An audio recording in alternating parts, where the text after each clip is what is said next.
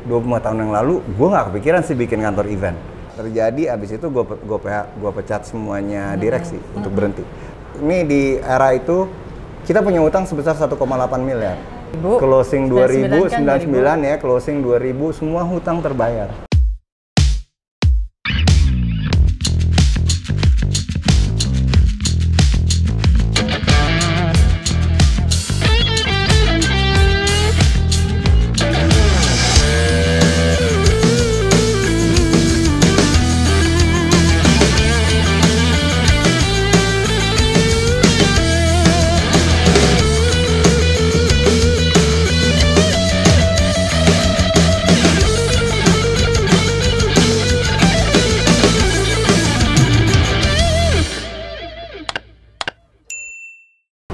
Good day sahabat rock and roll, selamat pagi, apa kabar? Sehat. Kalau marketing pagi terus kita yang ngomongnya. Yeah. Alhamdulillah. Persis kayak orang asuransi. Alhamdulillah. Sebelah gue udah gak sabar pengen ngobrol. Alhamdulillah hari ini Ibu Cantik Rock and Roll kehadiran narasumber entrepreneur rock. Ini pengusaha yang luar biasa, panutanku, Kak Boker. Selamat pagi. Jaya. Kak Boker ini, gue sebutin ya. Yeah. Seriusnya dulu. Kak Boker ini adalah salah satu pendiri Visikom, bener? Betul. Beliau adalah DJ, bener? Betul. Beliau adalah anak gaul nasional dan internasional, betul? Dan yang lucu lagi, dia sepupu gue. Dan yang lebih parah lagi adalah dia sepupu gue. Maksudnya kita biasa sering compete gitu ya, pitching gitu ya, udah dapetin kita klien tender. gitu. Oh lawannya siapa aja nih? Ada Absolute Terus gitu. kantor kita deketan. Kantor kita deketan. Dan ternyata dia adalah Sepupuku yang luar biasa, panutanku. Kak, thank you udah dateng loh. Thank you loh diundang. Ini kamar ruang, tempat kopi yang gue ceritain sama lo kemarin itu loh. Ya buat teman-teman harus tahu ya, kalau misalnya di Pondok Aren di daerah Bintaro sektor 9 tuh ada tempat namanya Kamar Kopi, Kamar Ruang, sama Kamar Resto dan Kamar Kreatif. Iya. Ya. Yang punya saudara dia, yang mesin kopinya Black Eagle, keren banget buat di Pondok Aren. Kayak sama seperti lu mau usaha kan, pasti ada hal idealis yang lu ingin wujudkan kan? Iya, pasti. Yang mimpinya pasti. Gitu. Pasti. Kayaknya kalau kamar ruang kedua kayaknya nggak Black Eagle.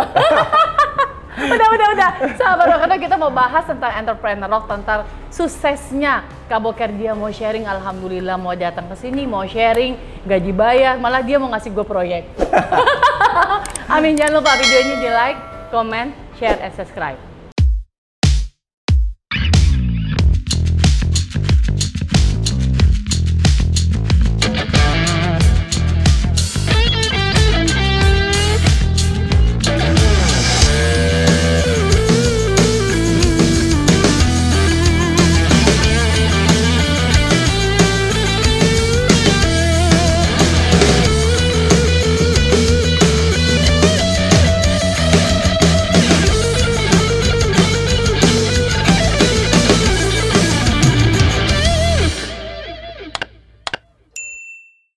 Nih sahabat-sahabat IO, teman-teman IO, pokoknya anak event, siapa yang nggak kenal Visikom?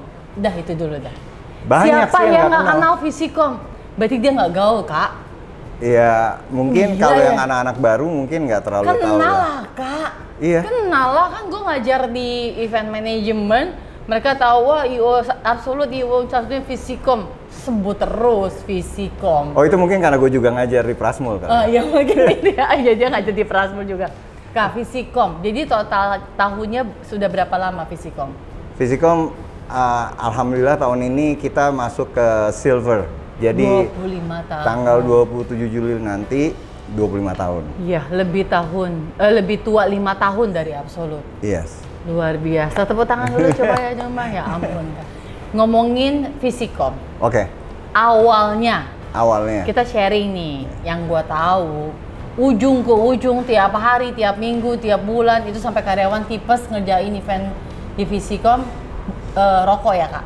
Ya rokok, nggak cuma rokok sih sebetulnya. Rokok satu dari yang istilahnya klien kita yang kebetulan aktivitinya banyak. Tapi hampir klien kita aktivitinya rata-rata banyak. Mungkin kalau di Visikom kita selalu business mapping ya. Ya. Business mapping itu untuk bisa tahu industri apa yang kita belum masukin, mana yang kita harus punya industrinya dan segala macam. Terus kalau misalnya tanya 25 tahun yang lalu, gue nggak kepikiran sih bikin kantor event. Pikirannya apa? Jadi gini, kejadiannya, ini cerita sebenarnya ya. Cerita sebenarnya, dia buka-bukaan nih. Buka-bukaan. Sebelum buka-bukaan masalah keluarganya. Sebetulnya gue udah buka-bukaan waktu itu di Motion Radio. Waktu itu gue bercerita pernah lah ya. Tapi itu kan mungkin masih listening ya. Nih, kalau ini kan mungkin bisa ngobrol, lihat muka, visual muka, gitu ya. mimik dia, ya. coba. Jadi 25 tahun yang lalu, gue baru pulang dari sekolah di Amerika. Baliklah, lagi mencari kerja lah. Kebetulan ada beberapa perusahaan yang menerima kerjaan. Nah, kebetulan waktu itu gue pacaran sama istri gue itu cukup lama. Ya? Long distance juga? Long distance juga. Jadi dari zaman SMP lah, bisa bayangin. Iya kan? Karena gue tahu terus. Nah, terus habis itu kan pada saat itu lagi putus. Nah, gue lagi pacaran lah sama orang lain. Nah, orang lain ini biasa bekerja menjadi dancer di event-event. Oh, oke. Nah, terus diajakin lah gue untuk Mas, ada teman-teman yang mau bikin kantor event. Pertama kali gue ikut, gue masih bingung. Hah, kantor event? Ngapain yang bikin acara ulang tahun gitu? Kan gue mikirnya kayak gitu. Nggak tahu gitu. Maksudnya gue udah I got my degree gitu, balik gitu, terus gue kerja, kan harusnya kerja di bank, kerja di perusahaan-perusahaan ini, dan akhirnya gue menjalankan lah Visicom itu. Gue pikir, dan pada saat itu ya pokoknya bikin event yang istilahnya sifatnya mau ada produk launching atau ada kegiatan-kegiatan. Maksudnya lu sama pacar lu itu jadi ngerjain kerjaan atau bikin IO itu? Gue sama partner-partner gue, pacar gue hanya mengenalkan ke partner-partner gue. Gitu, karena dia dulu sering kerja, maksudnya dancer, modeling gitu ya, kayak gitu. Jadi kenal lah sama orang yang itu, dikenalin. Mau invest nggak gitu, ya udah gue invest lah. Akhirnya kita invest, ada 9 orang waktu itu. Visicom tuh ada 9 orang, gue mungkin yang terakhir dari Visicom. Terus habis itu 98 pada saat lagi kerusuhan, gue lihat kantor jalan sih, tapi tidak dikelola dengan baik. Manajemen. Gitu, tata kelolanya berantakan banget lah, jadi kayak warungan gitu lah. Anak IO kali. Iya, anak IO ya. Jadi bisa ngebayangin dong kalau zaman dahulu kala, ya mungkin di Bandung juga kan banyak lah yang kayak gitu ya. Jadi ada emak dan segala macam ya kan, mungkin kan itu semua yang disebutin adalah orang-orang tua ya, zaman 99ers segala macam ya kan. Iya, kebayang. Ya, nah, maksudnya bisa bayangin nggak ya gimana kelolaannya. Mereka bisa mengerjakan eventnya dengan baik, tapi tidak bisa mengelola perusahaannya dengan baik. Sedangkan gue sekolah di Amerika itu kebetulan gue sekolah bisnis gitu ya. Jadi gue manajemen, jadi gue belajar, gue ngeliatnya tata kelola berantakan. 98 gue starting di kantor itu sebagai AE. Karena gue yang paling muda. Ya, terakhir masuk juga. Oke. Tapi majority shareholder. Oh iya, majority shareholder. Itu majority shareholder. Iya. Enggak, maksudnya gini. Gue mau ngasih tahu ya, gue majority shareholder tapi gue dikasih kerjaan yang paling bawah. Oh iya. Karena dianggap gue tidak mengerti apa-apa. Gue baru pulang, lulus, newbie. Oke.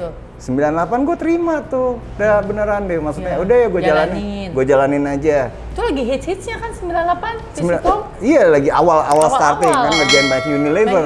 Iya, gue tahu tuh. Iya kan, 98 Unilever, terus abis itu gue ribut sama bos gue gitu. Terus gue keluar baru sebulan, terus disuruh balik lagi untuk jadi dengan posisi marketing manager.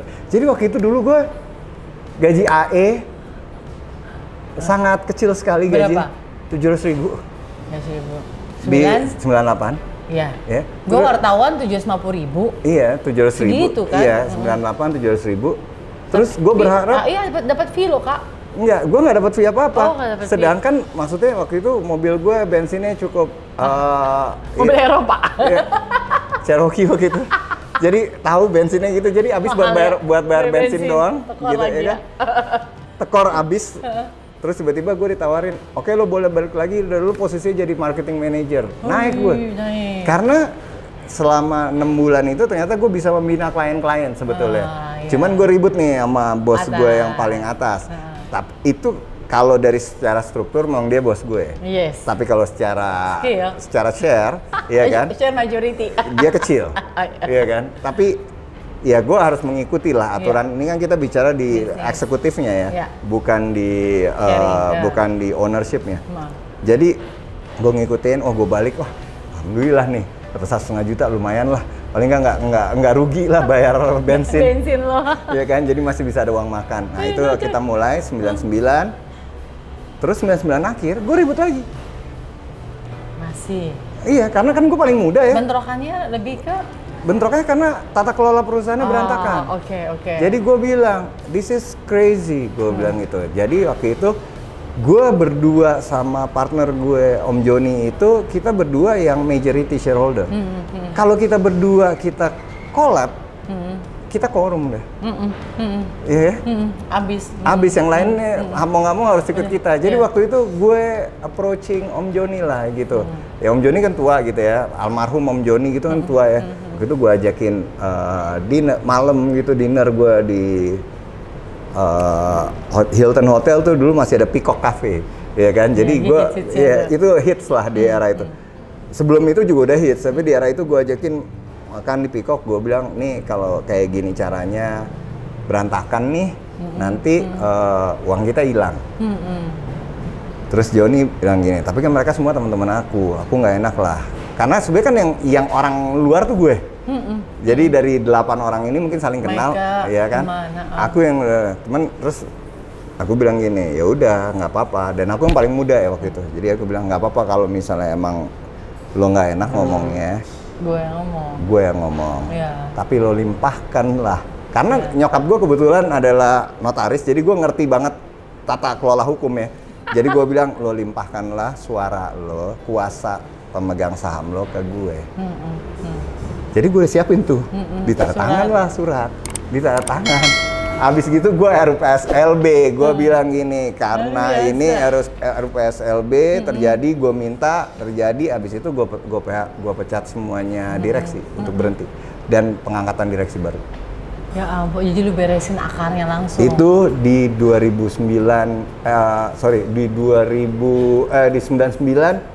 Desember kayaknya.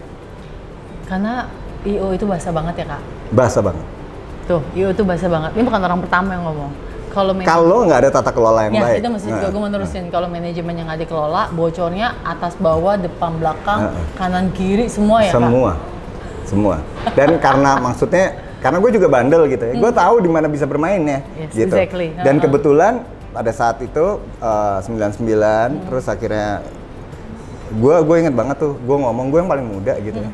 Jadi gue ada partner gue lah yang udah ya duduk di situ sebagai eksekutif, sebagai direksi gitu. Yang sudah lama juga. Ya, gue cuman nggak lama sih barengan sama gue, kan bikinnya bareng. Oh iya, oke. Iya kan?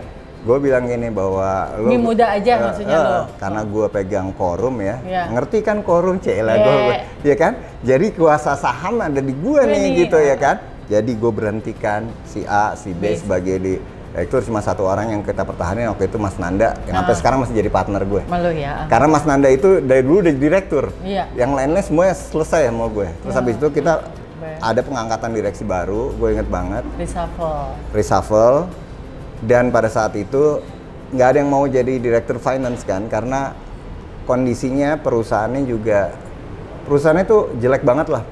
Ini di era itu kita punya utang sebesar 1,8 miliar. Proyeknya banyak tapi justru utangnya 1,8 miliar. 1,8 M. Nggak ada piutang? Nggak, ada piutang 1,2. Oke, berarti masih tetap masih 600 ya. Belum capital. Belum capital. Ya, coba sekarang sebagai orang yang mengerti finance, berapa posisi bank pada saat waktu gue jabat? Berapa? Rp883.000. Kok bisa? Oke. Iya, ngerti gue. Jadi pada saat itu nggak ada yang mau jadi finance director. Iya, pusing kan. Akhirnya gue bilang, oke, gue akan jadi finance director, tapi dengan satu syarat. Ini yang gue bilang ke semua partner gue, Mas Nanda masih ada, Mas Firman masih ada, di IDEA bisa ditanya. Bahwa yang punya kuasa untuk menentukan keluar uang semuanya dan punya sistem, mengebangun sistem adalah gue. Baru gue mau jadi finance director. Itu yang gue bilang. Kalau lu percaya ini tuh gue mau. Dan alhamdulillah mereka mau melakukan. Gue rasa kalau ada uangnya sih mungkin mereka nggak bakalan mau. Cuman karena nggak ada uangnya waktu itu. Kayak mikir, biar ini dia pikirin cari pinjaman kemana. Iya, atau bikin sistemnya terserah dia. Pokoknya gimana gitu. Tapi dengan itu gue punya kuasa sebetulnya Jadi gue punya kuasa untuk membuat sistem menjadi rigid. Yes. Karena kan susah ya, kita partneran, misalnya gue partneran sama lo gitu, kita sama-sama naruh uang yang sama, gini. Terus udah gitu kan kita bicara, nggak bisa dong diginiin, nggak bisa ini kan uang gue juga, kan pasti ada kayak gitunya. Tapi kalau sekarang udah sampai ke titik itu, jadi kalau misalnya mau cerita, ya itulah sebetulnya kalau ditanya, there's always a light in a darker side. Iya, gitu. pasti. There's always a light in the darker side. Jadi itu menjadi manfaat buat gue, karena kalau misalnya waktu itu Fisikom tuh secara di atas kertas harusnya kita profitable kok. Iya. Di atas kertas profitable kok 98, 99. Tapi karena kerjaannya banyak nggak berhenti. Ya, tapi karena berantakan segala macam, terus pinjem uang kepada ini segala macam. Kebayang. Kalau tata kelola keuangannya berantakan, tidak pencatatan pembukuannya juga nggak begitu rapi, berantakan. Jadi itu semuanya gue membayar, gue rapihin di 2000. Dan alhamdulillah 2001 begitu closing ya. 2000. Closing 2000, kan 99 ya, closing 2000 semua hutang terbayar. Luar biasa. Yang belum cuman modal capital. Jadi capital kita waktu itu 280 juta, capital kita baru balik 160. Tapi semua hutang udah gitu. Punya hutang. 2022 itu 2021 ya. 2000 ya. 2021 kita udah profit lagi. 2022 kita udah bayar dividen setengah dari semua investment. Jadi maksud gue kalau bisnis ini dikelola dengan baik, ini bisa making money banget kok. 2002 kan sekarang. 2002. Sekarang dia udah jadi miliarder. 2002 gitu. Jadi gue ingat banget kita mulai bisnis kita dengan angka 285 juta. Yes, dengan hutang. Dengan hutang pada saat itu 1,6 miliar. Kita masih punya AR 1,2 ya. 1,2, yes, ya. Masih ya berarti kita rugi 600. Yes. Sebetulnya mungkin kalau kita lihat adalah ya karena kan sebetulnya equity kita juga udah habis. Iya. Si 285 juta ini juga udah habis. Jadi akhirnya bisa bayangin. Bisa. Ya. Kebayang. Jadi pada saat itu buat membiayain proyek, gue inget banget buat membiayain proyek, kita banyak nyekolahin mobil-mobil kita lah. Iya, pinjaman ya. Kita masukin sekolahin ke Penggadean dan segala macam gitu-gitu. Itu kita lakuin gitu. Tapi tata kelola perusahaannya udah kita benar semua. Itu sempat bikin repot sih buat anak-anak. Ngapain sih mikir gini, mesti bikin PR dulu. PR tuh purchase request. Terus sampai akhirnya ada PO segala macam. Ngapain sih, kayaknya dulu gampang banget gini-gini. Tapi dengan begitu akhirnya dengan kita punya sistem seperti itu, sistemnya kita bikin rigid, perusahaannya bisa untung. 2002 gue udah bisa balikin 285 juta, yang gue bagi dividen tuh kalau nggak salah 160 juta. Jadi hampir 50% balik. Ya kalau misalnya udah rapi ya enak lah ya sistem. Kita sampai sini dulu. Soalnya gini, gue menarik banyak sekali anak-anak IO merasa kayak gini doang, Kak. Berapa proyeknya? Yes. 2M, 1M. Berapa marginnya? Untungnya bagi-bagi. Yes. Padahal sebenarnya gue tertarik dengan tadi lu bilang, untuk sebuah IO itu bukan warung. Betul. Lu mesti kelola manajemen yang bagus. Sistem itu penting nggak? Penting. Karena kalau tanpa ada sistem, orang tuh nggak akan bisa punya alat monitor. Tuh, satu. Itu pertama, nggak bisa punya alat monitor. Bisnis rugi nggak apa-apa kok, tapi bisa ke-track ruginya karena apa. Betul. Nah, fungsi dari tata kelola yang baik itu adalah kita bisa ngelihat gini, oh misalnya ini kan tadi ngomongin gitu, berapa marginnya? 20% gitu. Yes. Ternyata marginnya cuma 5%. Karena dikerjain nggak? Boleh nggak? Boleh. Kalau misalnya billingnya 100M, 5% worth it nggak? Why not? Why not kan? Jadi makanya, jadi sebetulnya apalagi dapat DP. Iya, dapat DP gitu. Iya. Not? Kenapa 5%? Mungkin karena misalnya keuntungannya cuma 10%, terus 5%-nya harus berbagi karena ini proyek government, jadi ada bla bla bla bla bla bla bla bla yang memang mungkin kita dapat 5%, tapi proyeknya 100 miliar. Iya.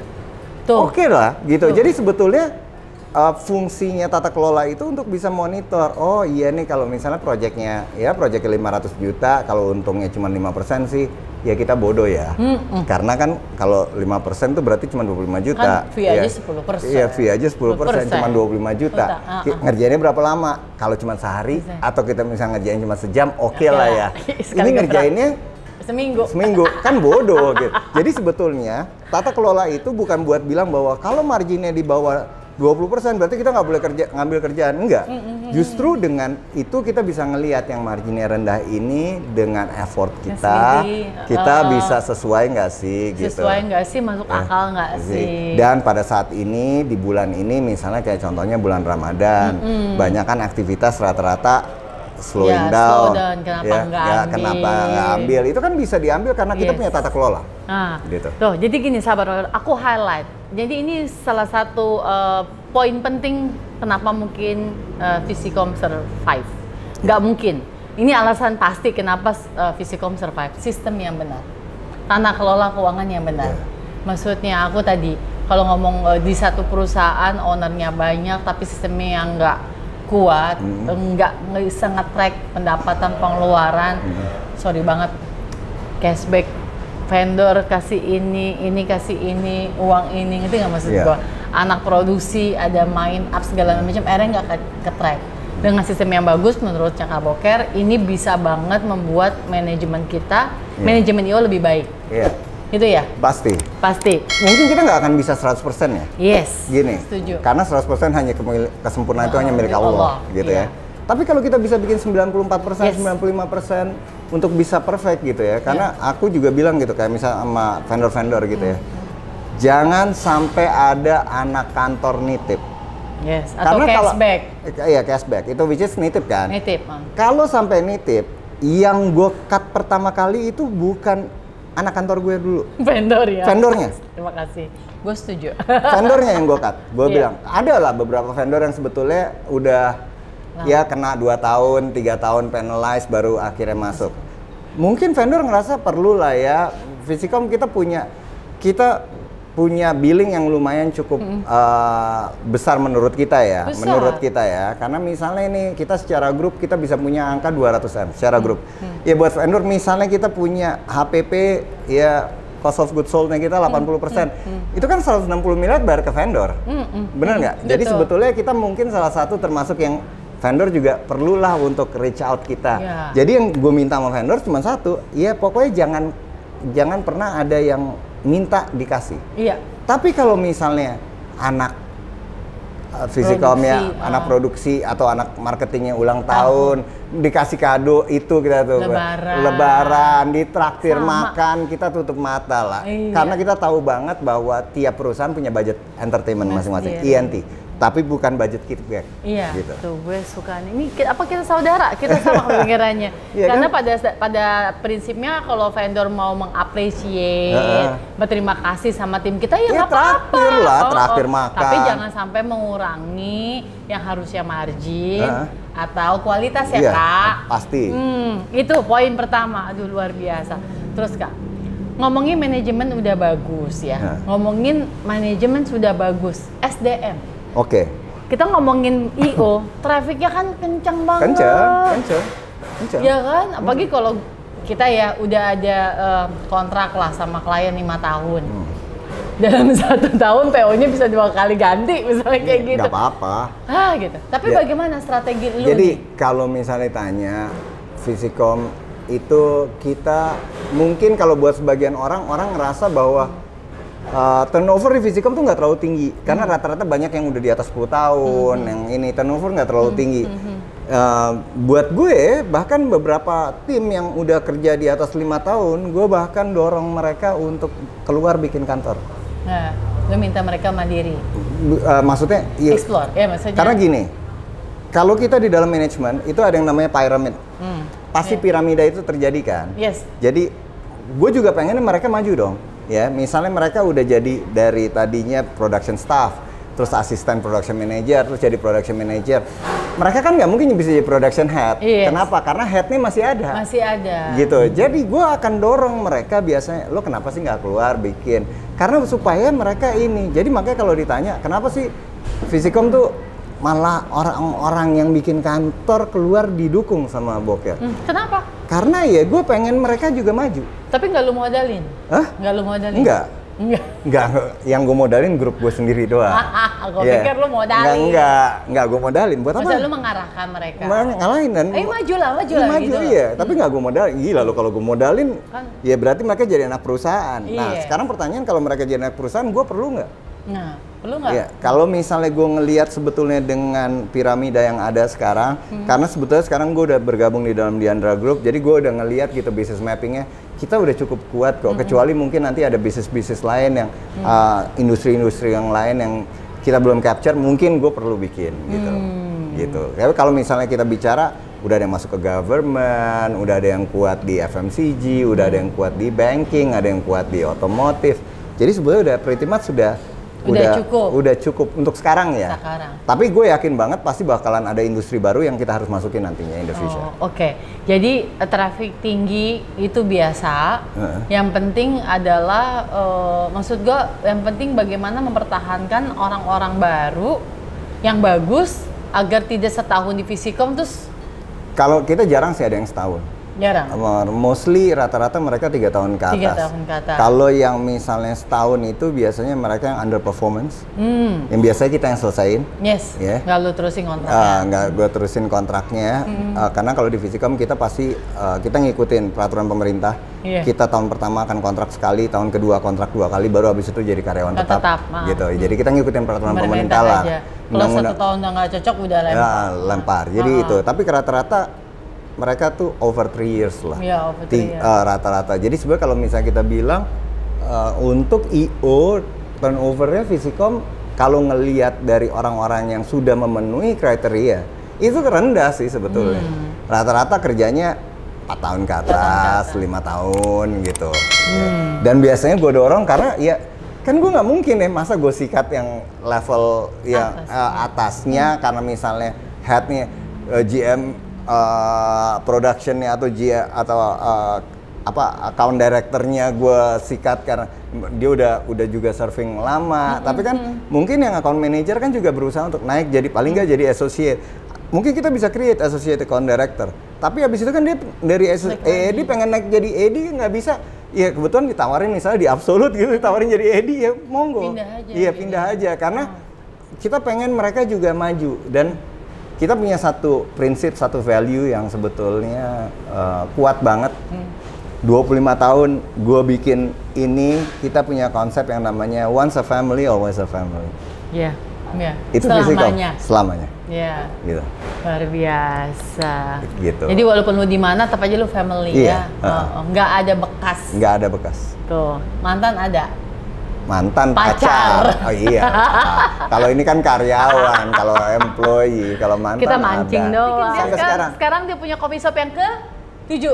Coffee shop yang ketiga. Restoran yang kelima. Itu bukti bahwa Dan mau tutup lagi nih.